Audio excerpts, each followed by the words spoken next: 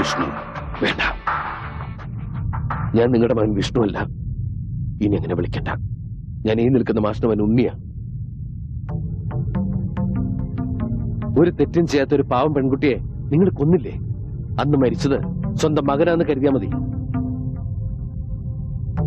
ഇതെന്റെ 2ാം ജന്മമാണ്. ഈ ജന്മം എനിക്ക് തന്നത് ഈ മാഷും ഈ നാട്ടുകാരും ആ നിൽക്കുന്ന പെൺകുട്ടിയാണ്. ഇവരൊന്നും വിട്ടിട്ട് എനിക്ക് വരാൻ പറ്റില്ല. ഞാൻ വരില്ല.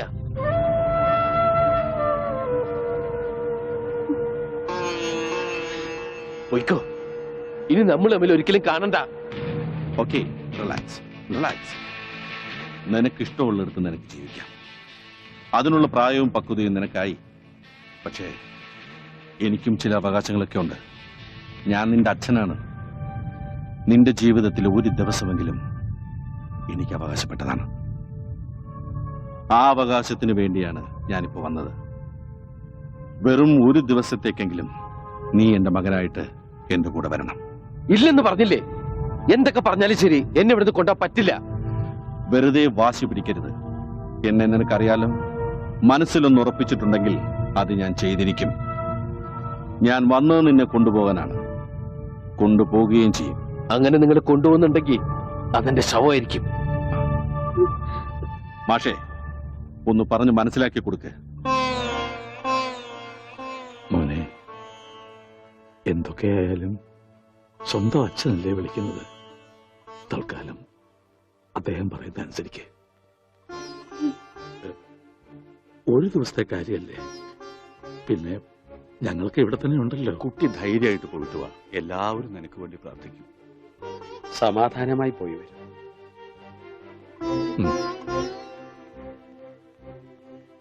ശരി, ഞാൻ വരാം. പക്ഷേ ഈ ഒരു ദിവസം കഴിഞ്ഞാൽ പിന്നെ നിങ്ങൾക്ക് എന്റെ മേലിൽ യാതൊരു അധികാരവും അവകാശവും ഉണ്ടാവില്ല. സമ്മതിച്ചു.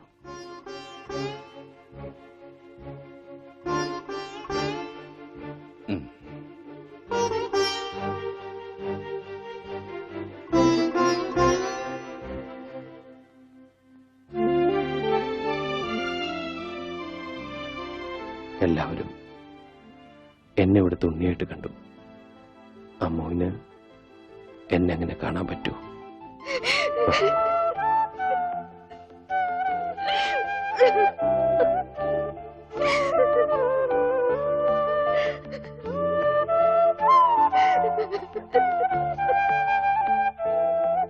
ഞാൻ അച്ഛന്റെ കൂടെ പോവാ. എന്തും ചെയ്യാൻ മടിക്കാത്ത ആളാ. അല്പമെങ്കിലും ജീവൻ ബാക്കിയുണ്ടെങ്കിൽ ഞാൻ തിരിച്ചു വരും. ഞാൻ വരും.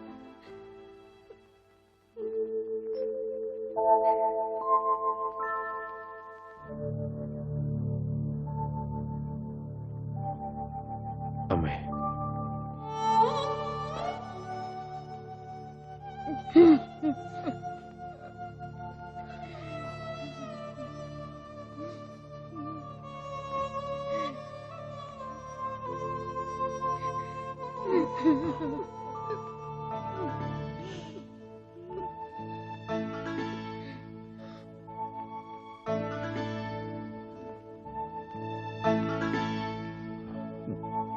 ഞാൻ വരും.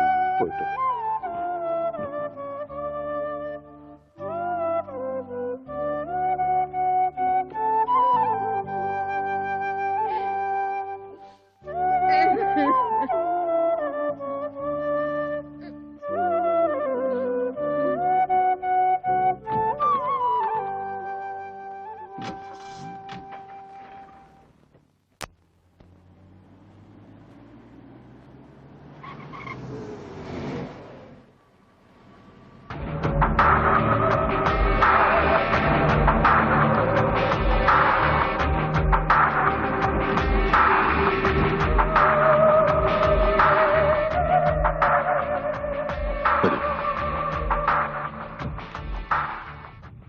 അന്ന് ആ സംഭവത്തിന് ശേഷം മെന്റലി അപ്സെറ്റായ നിന്നെ ഹോസ്പിറ്റലിൽ നിന്നും കാണാതായി. കഴിഞ്ഞ 1 വർഷമായി നിന്നെ തിരയാത്ത സ്ഥലമില്ല. ഒരുപാട് തെറ്റുകൾ ചെയ്തിട്ടുണ്ട് ഞാൻ.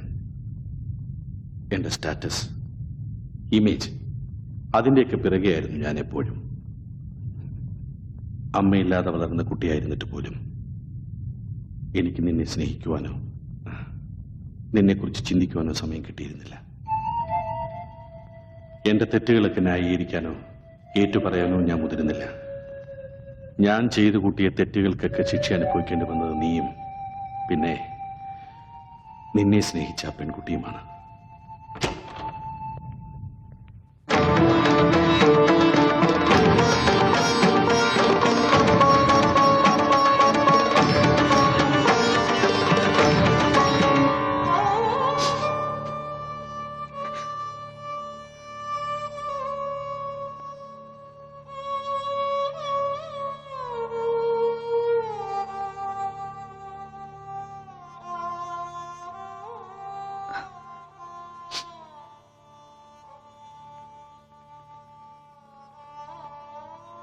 ഇവളെ ഞാനിവിടെ താമസിപ്പിച്ചിരിക്കുന്നത് നിന്റെ ഭാര്യയായി അംഗീകരിച്ചുകൊണ്ടാണ്.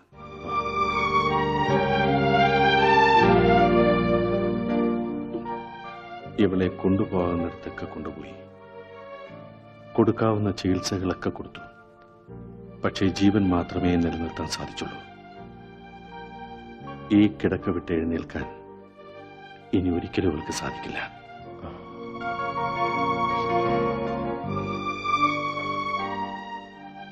ഇവൾക്ക് ഞാനൊരു വാക്ക് കൊടുത്തിരുന്നു. മരിക്കുന്നതിന് മുമ്പ് നിന്നെ ഒരിക്കലെങ്കിലും ഇവളുടെ മുന്നിൽ കൊണ്ടുവന്ന് നിർത്തുമെന്ന്.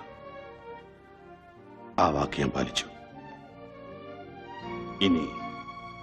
ഇനി നിനക്ക് പോകാം.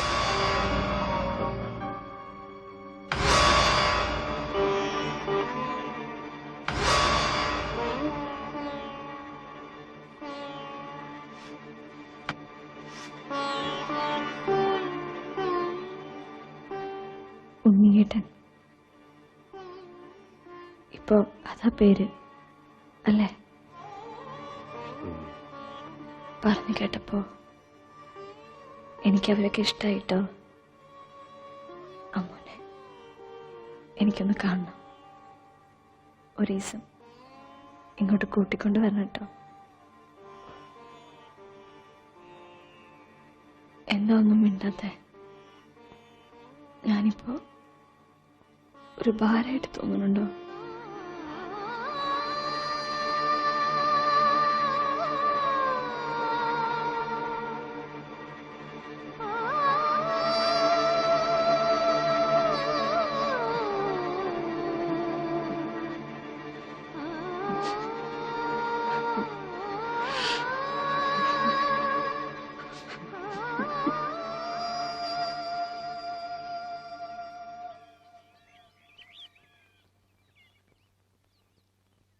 ഗൗരി ജീവിച്ചിരിക്കുമ്പോൾ മരിച്ചു എന്ന് കരുതിയവനാ ഞാൻ.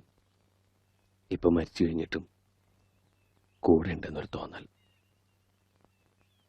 അറിയാതെയാണെങ്കിലും ഒരുപാട് തെറ്റുകൾ ചെയ്യേണ്ടി വന്നു. ഒരുപാട് പേരെ വേദനിപ്പിച്ചു. എല്ലാ പാപങ്ങളിൽ നിന്നും ഒരു മോക്ഷം തേടിയാലിയാ ഞാനിപ്പോ. അന്ന് ഒരു ദിവസം കഴിഞ്ഞ് വരാമെന്ന് പറഞ്ഞു പോയ ആള് ഇനി ഒരിക്കലും തിരിച്ചു വരില്ല എന്ന് പറഞ്ഞ് കത്തയച്ചപ്പോ ഞങ്ങളെല്ലാം ആകെ തകർന്നുപോയി. പക്ഷെ പിന്നീട് ആലോചിക്കും തോറും മോൻ ചെയ്തതാ ശരിയെന്ന് തോന്നി തുടങ്ങി. മോൻ ചെയ്തത് തന്നെ അതിന്റെ ശരി. പക്ഷെ അത് അമ്മൂനെ പറഞ്ഞ് മനസ്സിലാക്കാൻ കുറെ പാടുപെടേണ്ടി വന്നു. അമ്മുവും ഗോപിക്കുട്ടനൊക്കെ വന്നിട്ടുണ്ട്. ഇവിടെ അമ്മുവിന്റെ അച്ഛൻ മരിച്ചു പൂരം പണിക്കര്. ഇന്നൊരാണ്ട് തികയ്യ. ഈശ്വര,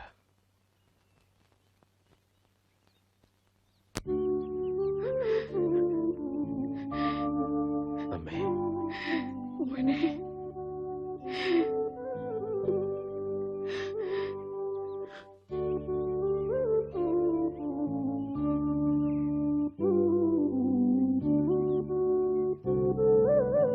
എല്ലാരും കാണണമെന്നുണ്ടായിരുന്നു. സാധിക്കുമെന്ന് വിചാരിച്ചല്ല. സന്തോഷായി. നന്നായി വരും. വരട്ടെ. മോനെ, യാത്ര ചോദിക്കേണ്ടത് ഞങ്ങളോടല്ല, ഇനി ഒരിക്കലും തിരിച്ചു വരില്ല എന്നറിഞ്ഞിട്ടും ഇപ്പോഴും മോന് വേണ്ടി കാത്തിരിക്കുന്ന ഈ അമ്മൂനോടാണ്.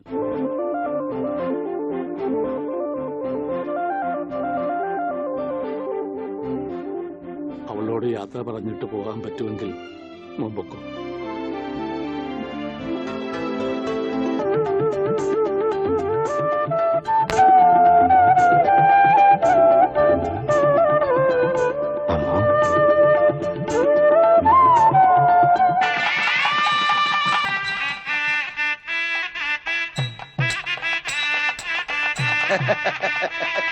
കാര്യങ്ങളൊക്കെ മംഗളമായി നടന്ന സ്ഥിതിക്ക് എല്ലാവരുടെയും അനുഗ്രഹത്തോടും ആശീർവാദത്തോടും കൂടി ഞാൻ ആ ചടങ്ങ് നിർവഹിക്കുകയാണ്. അതെന്റെ ഒരു അവകാശമാണ്. ഇനി എന്ത് ചടങ്ങാ? അറിയില്ല, ഒട്ടും അറിയില്ല. ഇല്ല. ദേവി